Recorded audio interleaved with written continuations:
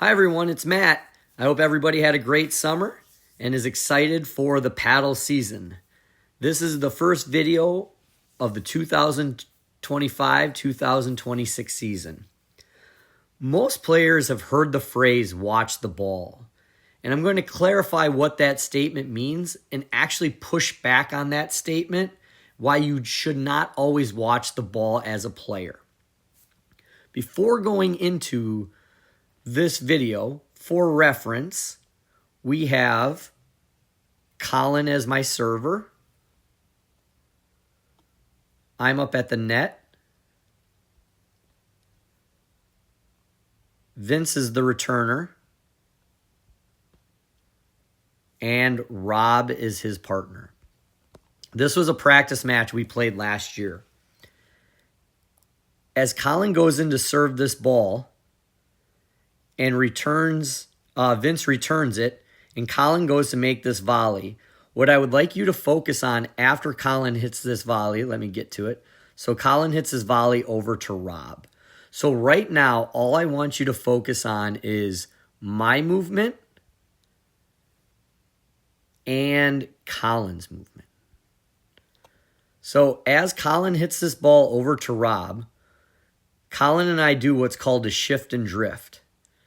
So Colin's shifting over to his deuce side, and I'm drifting back towards the middle of the court. For reference, the reason why we're doing this is I am the dominant player. I'll draw that line again.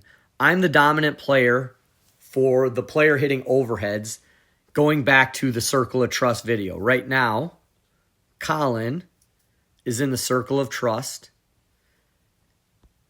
and I'm ready to play any ball overhead-wise that's hit here and all the way to this side.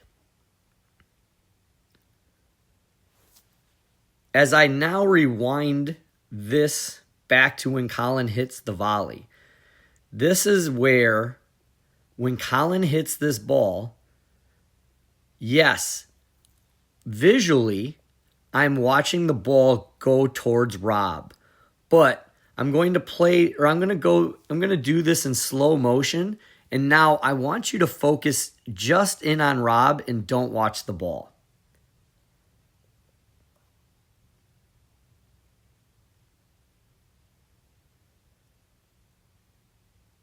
So now going back, what two things did you see from Rob that indicated he might lob? Well, the first one is when the ball comes into Rob, notice how he's starting to step backwards. So he's moving back, and now the second is his racket face is open. Those two indicators are signaling lob. So when Colin hit the ball over to Rob's side, I was not necessarily watching where the ball was bouncing, although I can see it, but my focus, my eyes are on Rob. What is he doing? What is his setup? Because, again, I see him stepping backwards and opening his face up. This allows me to be off of the net and be prepared for a lob for me to hit my overhead. If Rob was stepping into the court and had a drive motion, then I would close the net. So for the record, well, let's go one more quick frame. As Rob hits this ball, now, as soon as it's in the air, it's not easy to see, but if you watch my head, now my focus is on the ball, and I'm watching the ball. I'm not concerned about Vince or Rob. I took a quick snapshot mentally of where they were, but now I need my focus, and you can see my eyes. Well, you can't really see my eyes because my hand's in the way, but you can see I'm looking up at the ball. Again, as I strike this,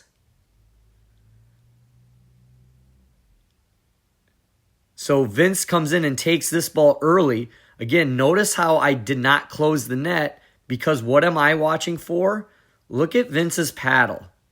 How right here, this is indicating, and if we even go further, lob. So I stay off the net. I don't really know what happens right here. So, in short, you watch the ball when it's being hit at you as it leaves your paddle or your partner's paddle. Yes, you will have peripheral vision of where the ball is, but focus on your opponents. They tell you the story. They tell you, are they lobbing? Are they driving? Are they stepping in? Are they under stress? Next match, do your best when the ball leaves your paddle to watch your opponents. Thank you.